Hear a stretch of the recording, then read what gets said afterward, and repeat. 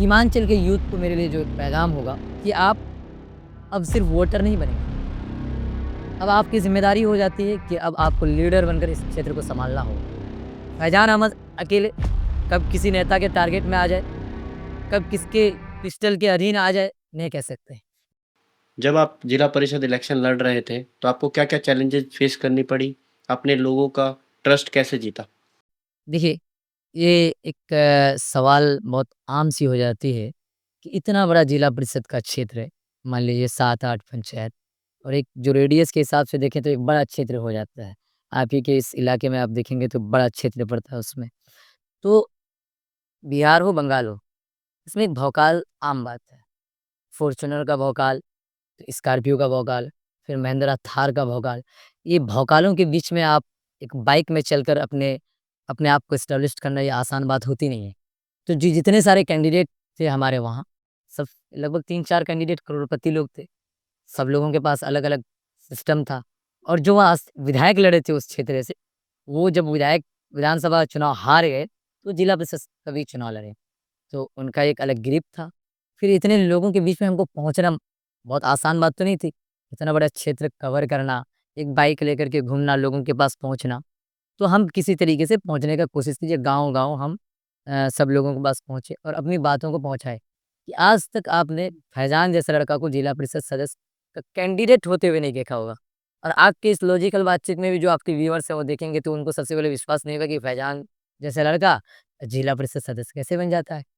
तो यकीनी तौर पर चैलेंज तो वो आम-सी बात थी। बहुत सारे लोग थे, करोड़ों रुपए की बात थी और फैज़ान अहमद एक ज़मीन से उठा हुआ एक लड़का और फिर इतना बड़ा क्षेत्र।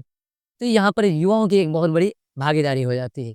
युवाओं ने हमें जम कर के हमारा साथ दिया, सपोर्ट किया और यूथ को आज भी ये लगता है कि फैज़ान अहमद युवाओं के लिए एक प्रेरणा है।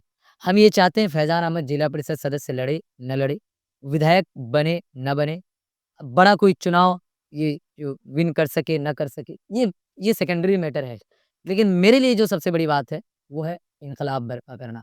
सीमांचल के यूथ को मेरे लिए जो एक पैगाम होगा, वो ये पैगाम मेरा ये होगा कि आप अब सिर्फ़ वोटर नहीं बनेंगे। अब आपकी ज़िम्मेदारी हो जाती है कि अब आपको लीडर बनकर इस क्षेत्र को सँभालना होगा। फैज़ान अहमद अकेले कब किसी नेता के टारगेट में आ जाए, कब किसके पिस्टल के अधीन आ जाए, नहीं कह सकते। बिहार, बंगाल में एक चीज़ें आम है। दौड़ाते हुए नेताओं को गोली मार देना ये आम-सी बात है। आपने देखा ही होगा न्यूज़पेपरों में कि फलाना लीडर का मर्डर हो गया, ये आम-सी बात है। तो हम ये चाहते हैं कि इन्कलाब की जो शुरुआत हुई है, वो फैज़ान अहमद से ही ख़त्म और वहाँ से बंद नहीं होनी चाहिए।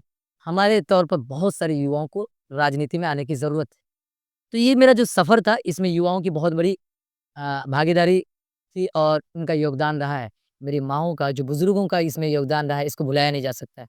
आज भी उन लोगों का दिली जो लगाव है, वो फैज़ान अहमद के साथ है। फैज़ान अहमद हर एक मुद्दों पर मुखर रूप से बोलता है, तो बहुत सारे नेताओं के पेट में दर्द भी होती है।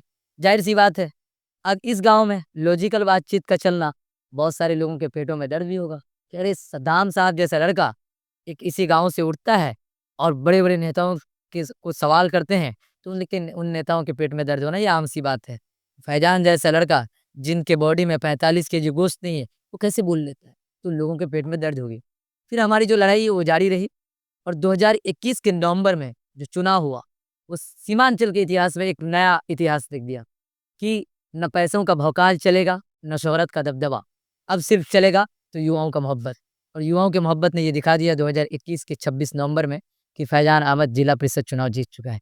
फिर वहाँ से हमारा ये सिलसिला जारी हुआ।